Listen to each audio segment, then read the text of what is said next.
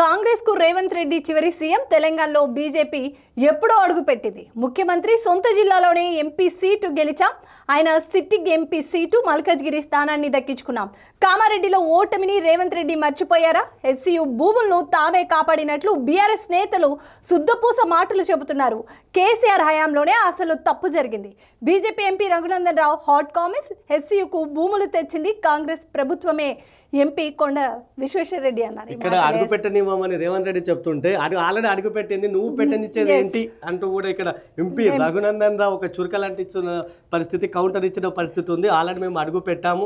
CM సొంత జిల్లాలోనే మహబూబ్ నగర్ జిల్లాలోనే మేము ఆల్రెడీ గెలిచాం. అంతేకాకుండా సీఎం రేవంత్ రెడ్డి సిట్టింగ్ ఎంపీగా ఉన్న మల్కాజ్గిరి స్థానాన్ని కూడా మేము కైవసం చేసుకున్నాం. ఇంకా రేవంత్ అడుగు పెట్టనిచ్చేది ఏముంది మమ్మల్ని, నెక్స్ట్ అధికారం మాదే అంటూ చెప్పుకొచ్చారు. ఇక ఇటీవల జరిగిన ఎమ్మెల్సీ ఎన్నికల్లోనూ తమదే విజయం సాధించామంటూ గ్రాడ్యుయేట్ కానీ టీచర్ ఎమ్మెల్సీ స్థానంలో విజయం మాదే. ప్రజలు స్పష్టంగా మా వైపే ఉన్నారు. మీ దొంగ హామీలను నమ్మి మీకు కాంగ్రెస్ గత ఎన్నికల్లో మాకు వచ్చే ఓట్లు మీకు వచ్చాయంటే ఇంతకు ముందుగా బండి సంజయ్ వంటి నేతలు చెప్పారు. ఈ నేపథ్యంలోనే ఇటు రఘునందన్ రావు కూడా చెప్తున్నారు అదే విషయం. మేము తప్పకుండా వచ్చేది మా ప్రభుత్వమే, తమ ప్రభుత్వం బీజేపీ ప్రభుత్వంలోనే పేదలకు న్యాయం జరుగుతుంది.